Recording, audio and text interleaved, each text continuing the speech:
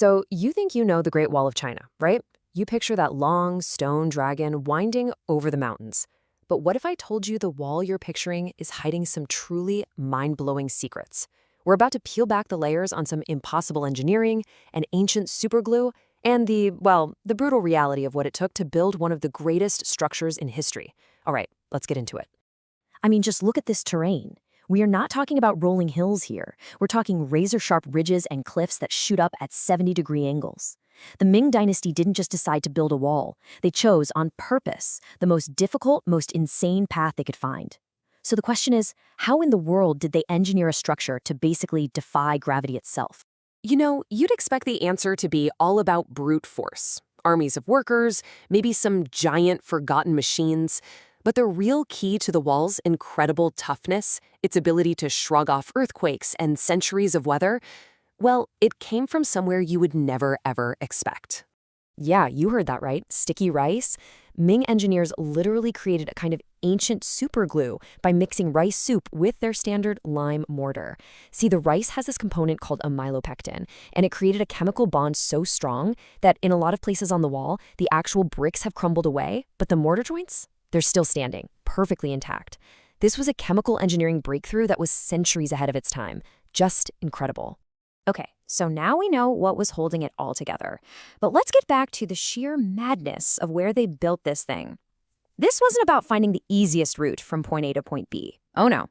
This was about something called topographic defiance, using the mountain itself as the ultimate weapon. So the mortar is pure genius, but that doesn't really solve the bigger problem, does it? The foundation stones for this wall could weigh over a ton.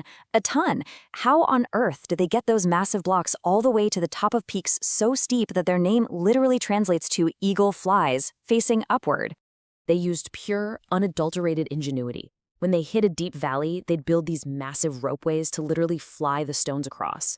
In the middle of a brutal winter, they'd pour water on the paths to create ice slides, using the cold to their advantage to move these impossibly heavy blocks. And for the millions upon millions of individual bricks, they formed human chains, passing them hand to hand up these terrifyingly steep mountain stairways. But here's the thing, the Great Wall wasn't just a physical barrier, it was something else, something way more advanced. It was a communications superhighway. You could even argue it was the most advanced long-distance messaging system on the entire planet before the telegraph came along. And the level of detail here is just amazing. They had this whole sophisticated code worked out. By day, it was smoke signals. And get this, they would often add wolf dung to the fire. Why? To create a really thick, dark smoke that wouldn't get torn apart by the fierce mountain winds. Genius, right? Then, at night, they'd switch over to bonfires. One plume of smoke might mean about 100 invaders, 5 plumes meant you were looking at an army of thousands. And just think about the speed for a second. An alarm from the absolute furthest western frontier of the empire could be transmitted from tower to tower, and it would reach the emperor in the capital city in less than 24 hours. For a pre-industrial world, that is an absolutely astonishing, almost unbelievable speed. Of course, an incredible achievement like this was powered by people. Millions of them. So let's shift gears and talk about the human engine behind the wall and who really paid the price for its construction. You know, the workforce wasn't just one group, it was a massive mobilization of their entire society. You had the soldiers, who would build during the winter and then fight in the summer. You had peasants, who were conscripted to work as a kind of tax payment. And then you had convicted criminals, sentenced to hard labor on the walls, sometimes with their faces branded so they couldn't escape. As you can imagine, the conditions were just brutal, and the cost was immense. There's this common folk lament from that era that gave the Great Wall another name: the longest cemetery on Earth. That single quote just captures the devastating human toll this project really took on millions of families. And the oversight? It was absolutely ruthless. Every single brick was stamped with the names of the crew that made it and the official who supervised them. Now, this wasn't about taking pride in your work. Not at all. It was about accountability. If a single brick or a section of the wall failed, the inspectors knew exactly who to find and who to punish. So, we've got the materials, the logistics, and the people.